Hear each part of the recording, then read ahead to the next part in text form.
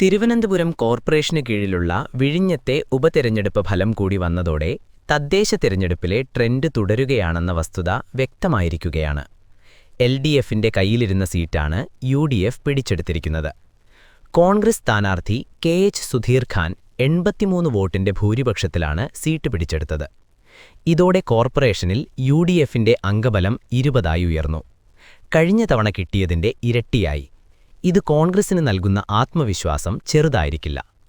സ്വതന്ത്ര സ്ഥാനാർത്ഥി വാഹനാപകടത്തിൽ മരിച്ചതിനെ തുടർന്നാണ് തിരഞ്ഞെടുപ്പ് മാറ്റിവെച്ചത്.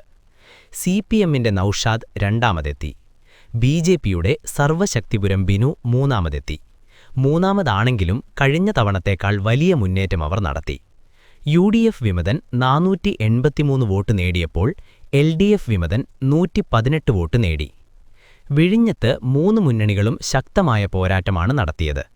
സി.പി.എം നേതാവ് കെ. ശൈലജ എം.എൽ.എ, മന്ത്രി Saji Cherian, KT. Jaleel MLA, BJP സംസ്ഥാന president Rajeev Chandrasekhar, mayor V. Rajesh, Congress നേതാവ് ഷാഫി പറമ്പിൽ, കെ. മുരളീധരൻ, ശബരിനാഥ് തുടങ്ങി നിരവധി പ്രമുഖ നേതാക്കൾ ഒരു വാർഡ് തിരഞ്ഞെടുപ്പിനെത്തിയതും നാട്ടുകാരെ വിസ്മയിപ്പിച്ചു. വിഴിഞ്ഞം സീറ്റ് യു.ഡി.എഫ് പിടിച്ചെടുത്തത് തിരുവനന്തപുരത്ത് അവരുടെ ക്യാമ്പിൽ വലിയ ആത്മവിശ്വാസം പകർന്നിരിക്കുകയാണ്. ബി.ജെ.പി ഈ സീറ്റിൽ ജയിച്ചിരുന്നെങ്കിൽ കോർപ്പറേഷനിൽ ഒറ്റയ്ക്ക് ഭൂരിപക്ഷം ലഭിക്കുമായിരുന്നു. അതുണ്ടാകാത്തതിനാൽ സ്വതന്ത്രൻ എം. രാധാകൃഷ്ണന്റെ കാരുണ്യത്തിൽ ബി.ജെ.പിക്ക് തുടർന്നും കഴിയേണ്ടിവരും.